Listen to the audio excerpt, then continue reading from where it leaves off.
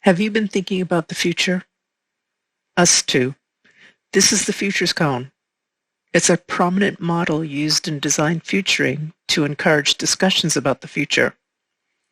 It starts at a singular point of the present, where time moves forward in a linear progression.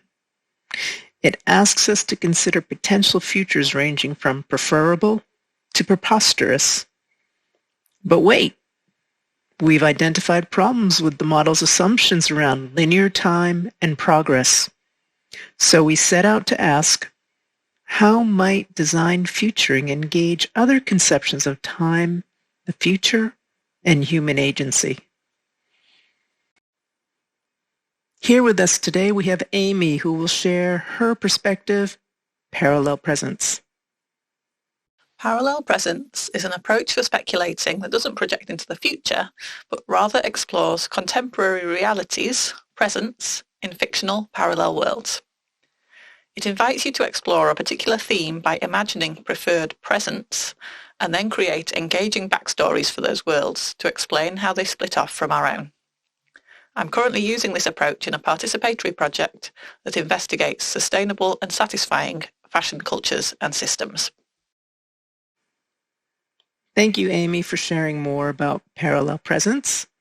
And now we have Sumita here to tell us about her perspective, I Am Time.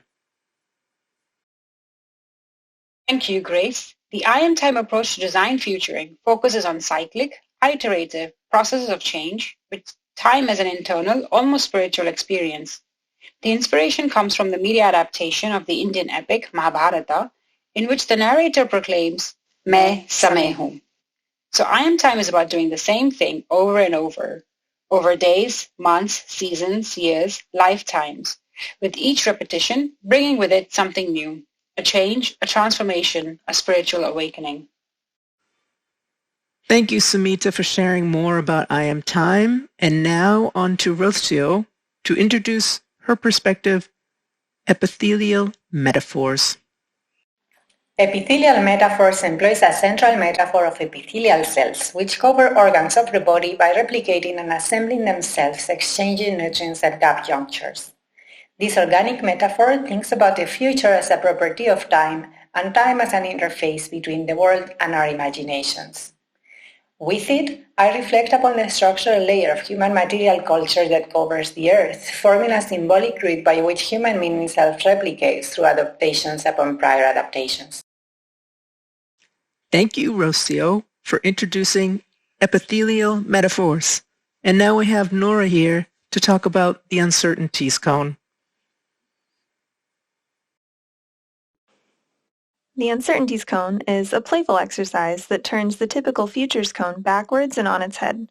It's inspired by me reflecting on the Arabic saying Inshallah, or God willing, and Rocio reflecting on the Spanish saying Ojalá, which is related but more poetic and playful. Out of respect, I kept the deeper religious meaning of Inshallah untouched for this project, and instead focus on the sense of humility, gratitude, and embrace of uncertainty carried by this saying. Thank you, Noura, for introducing the Uncertainties Cone. Now, last but not least, we have Britta here to introduce Meet with Speculation. Thank you, Grace. Today I want to talk to you about who are you? Hi, I'm Speculation. I literally stand outside of the binary of present and future. Queering as a practice has potential to make research, design, and futures more inclusive and diverse. In the context of design futuring, this involves reflecting on and challenging present norms when thinking about the future. Speculative futures have an impact in the present, as they tell others what we are willing to change and what we are not. Thank you, Britta, for introducing Meet with Speculation. Our time is running short, and for more details on these perspectives, we must point you to the paper itself. And now, dear viewers and listeners, what about you? What perspective do you bring to design futuring?